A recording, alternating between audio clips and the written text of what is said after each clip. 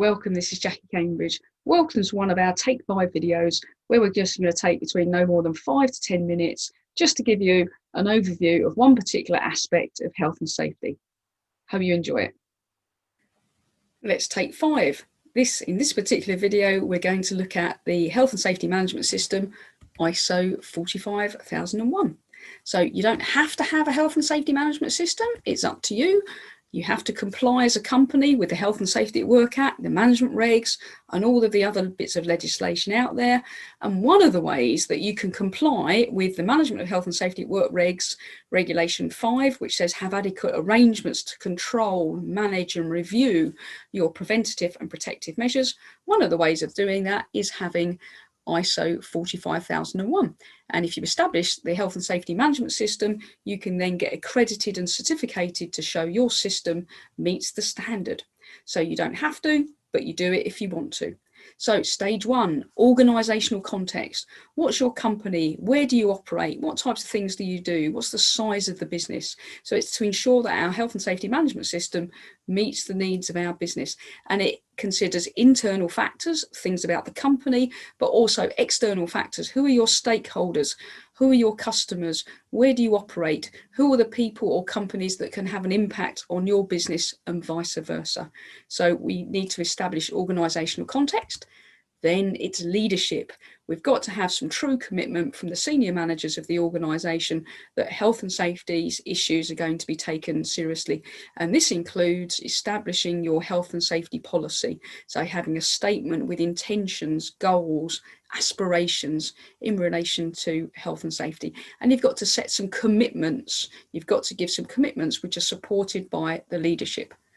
Once we've set the leadership and we've set our policy, then we're going to plan. And planning means thinking about the hazards and risks that form part of our business, establishing the setup and arrangements for health and safety risk assessments, proactively looking at hazards, looking at how we can eliminate them rather than just managing them. In the planning, we're going to look at the basic aims and intentions that we set in our policy and set some more specific objectives that are specific, measurable, achievable, realistic and timely. We're also going to ensure that we've got good roles and responsibilities. So we haven't just got this bit of paper, but who's responsible for what? That's part of planning. Once we've done planning, we look at support. And support is where we make sure that we're actually putting our money where our mouth is. Have we allocated resources to health and safety? Not just money, but that could be time, human resources as well. It's about ensuring that employees are competent. They haven't just got health and safety awareness training, but they've got competency, skills, knowledge, experience to carry out the jobs that you want them to carry out.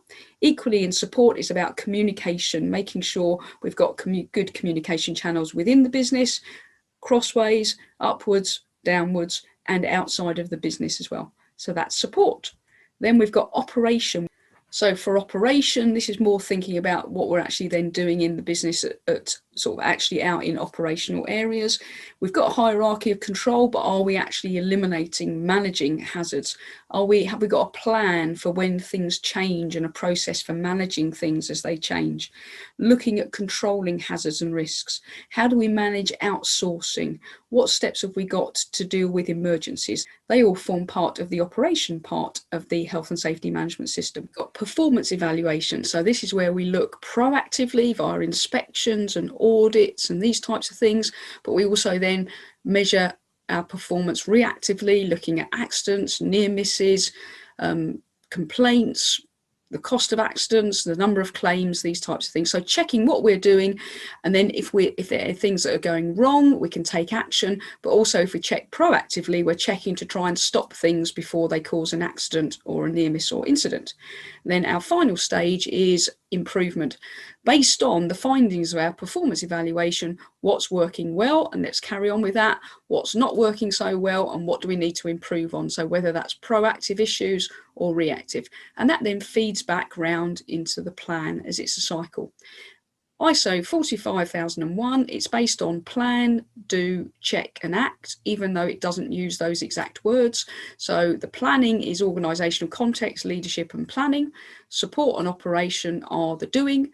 Performance evaluation is the checking and improvement is the acting. So we've taken 5, looking at the Health and Safety Management System, ISO 45001.